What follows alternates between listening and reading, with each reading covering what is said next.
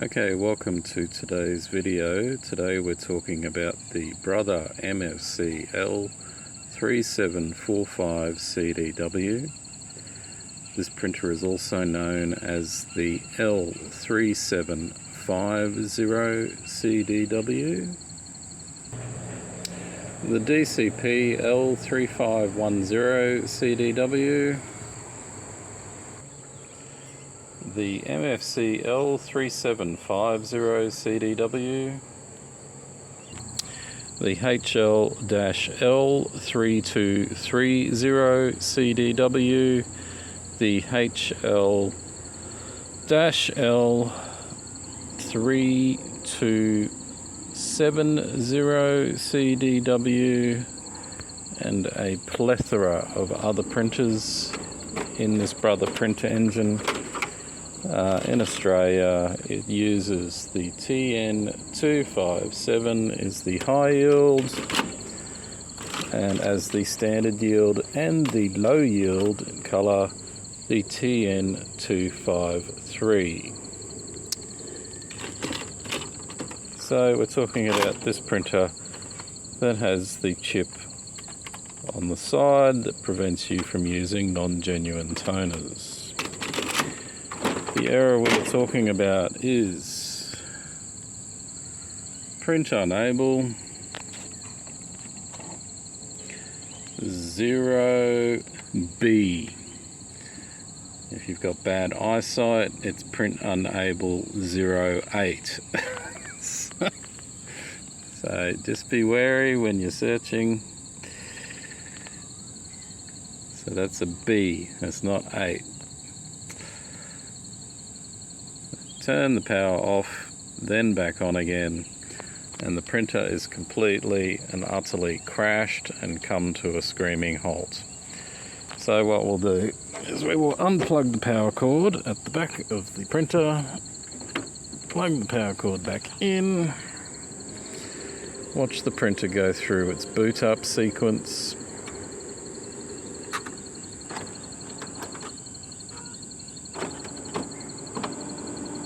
It goes and does a wind, it stops, it goes backwards and forwards, then it does a second wind, and then it comes up with print unable 0B. So what is happening is on that second winding at the initial startup, the first winding is simply to clean the belt and to enable everything to engage. At the second winding, the machine starts to apply high voltage. And this is one of the drum units. In here, which is what this slider here is for, you can see here there is a tiny, fine, micro gold-plated wire. Right there. This slider is designed to scrape and clean this wire because toner from the toner delivery roller, the cartridge sits in here like so. Toner can make its way from the delivery roller up into this section, and it can coat this wire with toner powder. Now this wire here, in some printers it runs at about a kilovolt, 1500 volts in some printers, as low as 800 or 900 depending. It just depends on the printer manufacturer. So what happens is you've got high voltage here and it creates a corona, a charge. And what that charge does is it charges the surface of this photoconductor. So the dead giveaway of what's happening is the machine's locked up. It's tried to apply high voltage, but the high voltage has short-circuited. So if we go and pull out each of the drum units, sitting them like so, and we are not in direct sunlight. The photoconductors on these drum units is sensitive to light. I'm doing this in the evening when the sun is setting, so you do not want to get direct sunlight on these. So if we pull the transfer belt out, you can see here we've got 4 horizontal lines. Those 4 horizontal lines have come from each of the drums respectively. But if we pull the belt out and we turn the belt over, we will see on the underside of the belt really thick lines. So we've got magenta and we've got yellow. So what this tells us is that either the yellow or the magenta has the short-circuiting problem, and it has the problem it's causing the problem basically. So what we'll do now is we will put everything back in,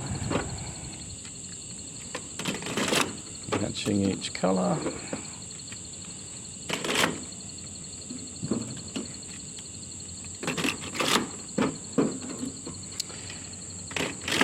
So we know one of these 2 drum units is going to have the short-circuiting issue because of the bands that are appearing on the belts. So we'll start with the yellow. We will pull the yellow out. Now fortunately, because I run a printer repair business, I have another printer that I can just grab a drum unit off. Also, you need to pay attention to the slider here. If your slider is over here in the wrong position, that will also create your OB error. There is an arrow imprinted on the top of your cleaning slider here. This arrow must go, and it must point against that arrow right there. That is the home position. So we will take the toner cartridge out of this yellow drum unit. We will put it in. We will stick it in the printer. We'll close it up. We will unplug the power. We will plug the power back in. And we will test to see if it is that drum unit that has the electrical problem. So it does its first crank, it then stops, it does the next crank which applies voltage, and there we go. We can see the machine has locked up again. So we will pull the drum unit out. We will place the old drum unit back in.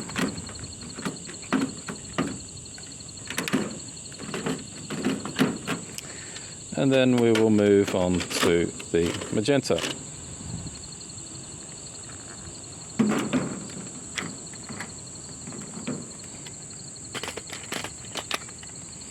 Stick it back in,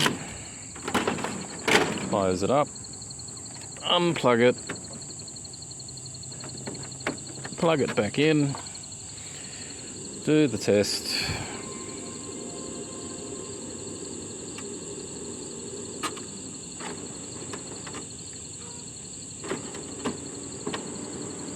First winding, second winding, and lo and behold, this time the machine works.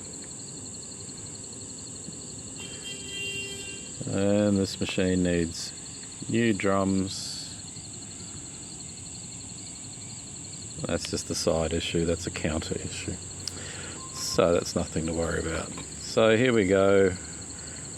We have an electrically shorting magenta drum unit. So you can either just replace it, but you do have to buy, if you're using genuine drums, you have to buy a complete kit of 4. Brother, do not sell these separately. So what we're going to do is So we're going to pull this drum unit apart and see if we can find where it's electrically shorting itself out.